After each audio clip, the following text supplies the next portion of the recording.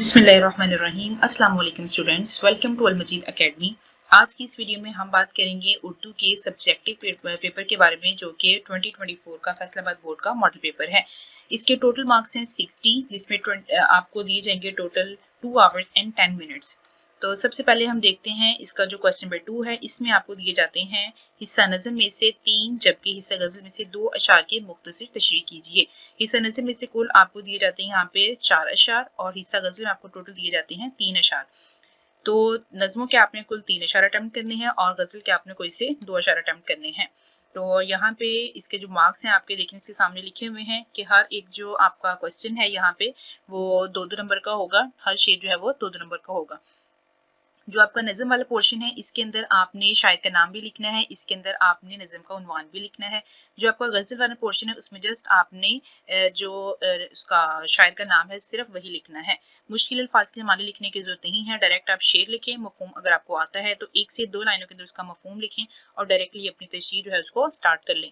बेहतर होगा अगर आप इसको एक ज़्यादा पेज पे करें, लेकिन अगर टाइम थोड़ा है तो आप जस्ट एक पेपर की जो एक साइड होती है सिर्फ वही जो है वो कंप्लीट कर सकते हैं। और कोशिश कीजिएगा कि इसके अंदर अगर आपके पास कोई हवाले का शेर है, कोई हदीस है, कोई कुरानी आयत है तो आप उसको भी एक्सप्लेन कर दें एज अ कोटेशन।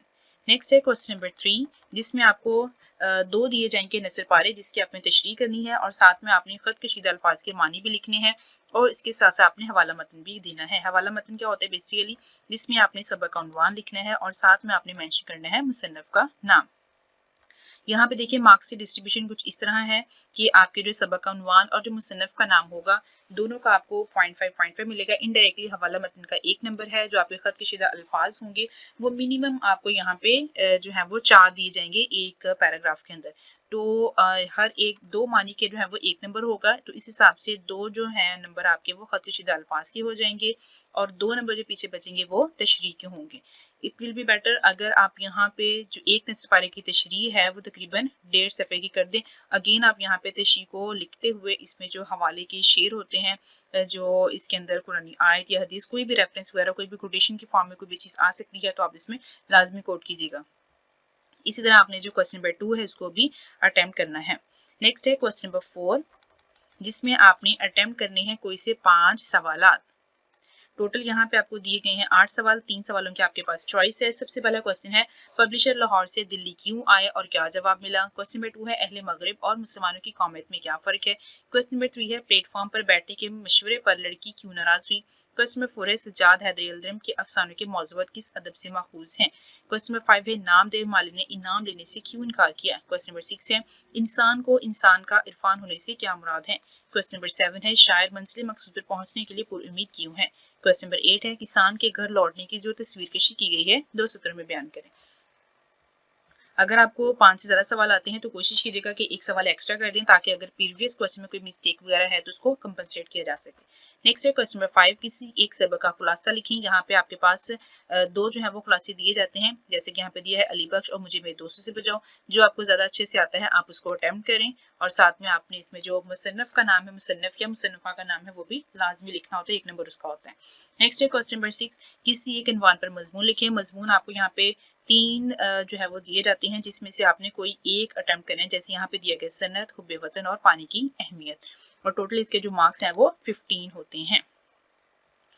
नेक्स्ट है क्वेश्चन नंबर 7, द रिजल्ट बात को गौर से पढ़िए और आखिर में दिए गए सवाल के जवाब लिखें। जो पंजाब बोर्ड की है एक ग्रामर उर्दू की, उसके ऊपर ये सारे 40 आई थिंक से पैराग्राफ दिए गए हैं। उसी में से आपको हर साल एक पैराग्राफ आ जाता है, तो आप उन सभी पैराग्राफ अच्छे से पढ़ लीजिएगा। सर देखिए उसमें से एक पैराग्राफ जो आपको दिया गया है वो है पंजाब की हदूद उन दिनों में गजनी की हद तक फैली हुई थी और राजा यहाँ का जयपाल था। जब मुसलमानों के कदम आगे बढ़ते हुए मालूम हुए तो उसने गजनी पर एक भारी फौज से चढ़ाई की। चर्च दफातन मुल्कान पर जाकर डेरे डाल दिए और पेशावर से काबुल तक बराबर लश्कर फैला दिया। इधर से सुपुतगीन भी निकला, चनाचे दोनों फौजें आमने सामने पड़ी थीं और एक दूसरे की पेशदस्ती के मुंतजिर थीं कि दफातन आसमान से गोले पड़ने लगे, यानी बेमौसम बर्फ गिरनी शुरू हो गई। वो लोग तो बर्फ के कीड़े थे, उन्हें खबर भी ना हुई और हिंदुस्तानी बेचारे अपने लहाफ रजाइयां ढूंढने लगे, मगर वहां रजाई का गुजारा कहाँ। सैकड़ों अकड़ कर मर गए, हजारों के हाथ पांव रह गए, जो बच्चे उनके और सांस जाते रहे। नेक्स्ट आपको इसी पैराग्राफ में से टोटल 5 सवाल दिए गए हैं। जिसको आपने इन्हीं में से देखते हुए इनके जो आंसर हैं वो मेंशन करने। सबसे पहला क्वेश्चन है, पंजाब की हद किस जमाने में गजनें फैली हुई थी। क्वेश्चन नंबर 2 है, जयपाल ने गजनी पर चढ़ाई क्यों की। क्वेश्चन नंबर 3 है, जंग के लिए लश्कर कहाँ से कहाँ तक फैलाया गया। क्वेश्चन नंबर 4 है, बेमौसम बर्फबारी के हिंदुस्तानी फौज पर क्या असरात मुरतब हुए। क्वेश्चन नंबर 5 है, वहां रज़ा का गुजारा क्यों नहीं था। बेहतर होगा अगर आप ये जो उर्दू का पेपर है उसको कुछ अच्छे तरीके से टाइम जो है वो मैनेजमेंट उसकी करके फिर उसको अटेम्प्ट करें। सबसे पहले उन चीज़ों को अटेम्प्ट कीजिएगा जिनके मार्क्स ज़्यादा हैं और वो छोटी-छोटी सी हैं, जैसे कि शॉर्ट क्वेश्चन हो गए या फिर ये आपके नीचे जो पैराग्राफ दिया गया है, खुलासा वगैरह, इस तरह की जो चीज़ें हैं आप उनको जो है वो बिल्कुल स्टार्ट पे कीजिएगा और एंड पे आप बिल्कुल जो आपका मजमून होता है 15 मार्क्स का, इसको बिल्कुल आप एंड पे कीजिएगा और इसके अलावा जो तशरीह है इसको आप सेकंड लास्ट नंबर पे कीजिएगा। आई होप आपको उर्दू के बारे में काफ़ी इन्फॉर्मेशन मिल गई होगी। अगर आपको मज़ीद कोई इन्फॉर्मेशन चाहिए उर्दू के बारे में तो आप कमेंट सेक्शन में पूछ सकते हैं। Thank you so much for watching this video.